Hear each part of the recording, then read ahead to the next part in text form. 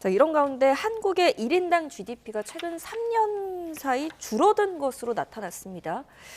이게 환율에 영향을 줬을까요? 아니면 성장 둔화의 영향이라고 봐야 될까요? 어떻게 둘 전망하세요? 다인 것 같아요. 네. 첫 번째로 봤을 때는 작년에 우리나라 경제 성장률, 실질 GDP 성장률은 한 1% 정도였고요. 그러면 우리나라가 보통 이제 잠재 성장률이라고 해서 크게 무리를 하지 않고 평균적으로 성장할 수 있는 성장률의 개념이 있습니다. 그게 네. 한 1%대 후반으로 보고 있거든요. 그렇게 봤을 때는 그거의 한 절반 정도, 우리가 할 수 있는 평균적인 성장의 절반밖에 못한 거고요. 첫 번째는 저성장이죠. 두 번째는 작년 한 해 동안 우리나라 원화가 달러 대비 가치가 굉장히 많이 절하됐습니다.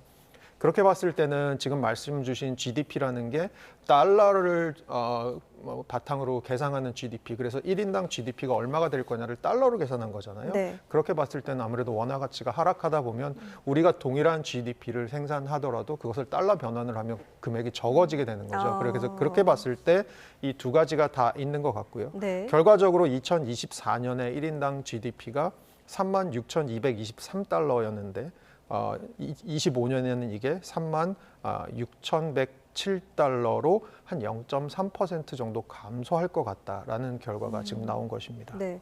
그렇다면 이 환율 효과를 걷어내고 봤을 때 실제 성장 경쟁력만 놓고 봤을 때 다른 나라들과의 격차가 좀 어떤지도 궁금한데요. 대만과 한번 비교를 해보겠습니다. 대만은 1인당 GDP가 우리나라와 비슷하거나 혹은 좀 낮은 수준이었는데 최근 몇 년간에 굉장히 빠른 속도로 성장하고 있는 것 같습니다. 이게 시사하는 바가 뭘까요? 아무래도 대만의 최근 성장률을 보면 지금 그래프에도 나오고 있지만 어떻게 보면 성장률이 굉장히 최근 들어서 올라가고 있습니다. 세 가지 정도 이유가 있는 것 같아요. 네. 첫 번째로는 대만이 최근 들어서 중국에 대한 의존도를 좀 줄이고 중국 의존도를 줄이고 미국 공급망으로 굉장히 빠르게 편입을 하고 있습니다. 그것이 첫 번째 이유인 것 같고요. 예. 두 번째로는 우리나라랑 대만이랑 뉴질랜드 정도가 코로나 때 방역을 굉장히 잘한 국가로 평가받고 있습니다. 그런 측면에서는 제조업 같은 경우는 사실 방역과 굉장히 밀접한 관련이 있는 게 가서 일을 해야 이제 생산이 되는 거잖아요. 그런 측면에서는 방역을 잘한 부분도 또 하나의 역할, 그거는 뭐 한국이랑 비슷한 부분인데 결정적으로는 대만 최근 수출의 한 65% 정도가 AI 관련된 반도체 이런 거 수출, TSMC나 ASE 같은 기업들 저희가 알고 있잖아요.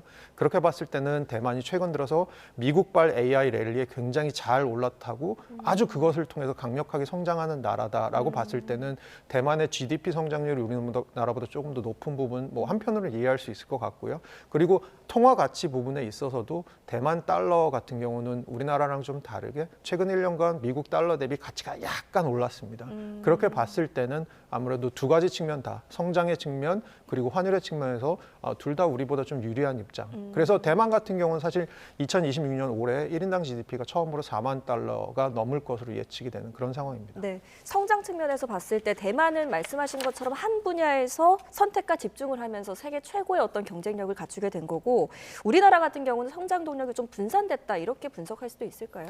근데 뭐든지 저희 계란은 어떻죠? 나눠 담으라고 얘기를 하죠. 네. 사실은 반도체라고 하는 게 좋을 때는 굉장히 좋습니다. 하지만 반도체 산업의 단점 중에 하나는 스윙이 굉장히 큽니다. 네. 안 좋을 때 또 굉장히 안 좋습니다. 그렇게 봤을 때는 저희 최근 들어서 베네수엘라 얘기 많이 하잖아요. 예. 베네수엘라의 문제가 뭘까요?라고 생각하면 뭐 복지의 과잉 여러 가지가 있지만 저는 근본적으로는 너무 석유 의존도가 크다라는 그렇죠. 겁니다. 너무 예. 한 산업의 의존을 크게 하는 건 좋을 땐 아주 좋을 수 있지만 안 좋을 땐 또 굉장히 안 좋을 수 있거든요. 그런 측면에서는 저도 우리나라에 대해서 최근 들어서 생각하는 것 중에 하나는 그런 것 같아요.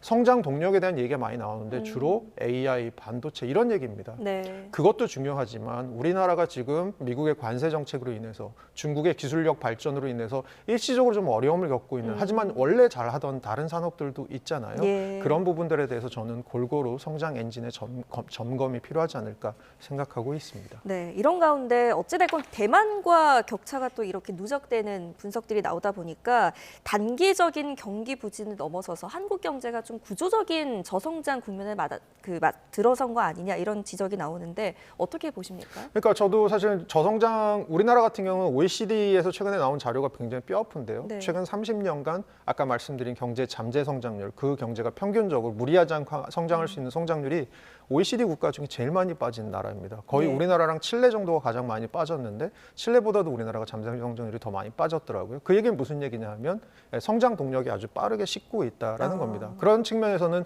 저희가 방금 전 질문에서 얘기했던 것처럼 이 성장 동력에 대한 재점검이 필요하고 정부에서도 지금 이걸 하겠다라는 거, 올해가 뭔가 반등의 원년으로 삼겠다라는 거잖아요. 하지만 상황은 녹록치 않다라는 거고요. 그리고 그 상황이 녹록치 않은 데 대해서 단기적으로는 뭐 반도체나 AI 지금 잘 되고 있으니까 이거 하는 거 중요할 것 같습니다. 특히 AI 같은 경우는 중장기적으로 밀리게 되면 전 세계적으로 굉장히 경쟁력이 떨어질 가능성이 있죠. 하지만 그것에 너무 우리가 한 계란을 몰아담는 것은 문제가 있지 않나라는 생각이 드는 거죠. 그래서 우리가 잘 아는 다른 산업들 뭐 이런 것들에 대한 점검, 특히 우리나라 내부에서 자영업이나 서비스업 비중이 굉장히 큰데 이런 데 있어서도 어떻게 성장 동력을 좀 찾을 수 있을지 이런 것들에 대한 논의가 최근에 좀 없는 것 같아서 네. 그 부분은 조금 아쉽습니다. 네.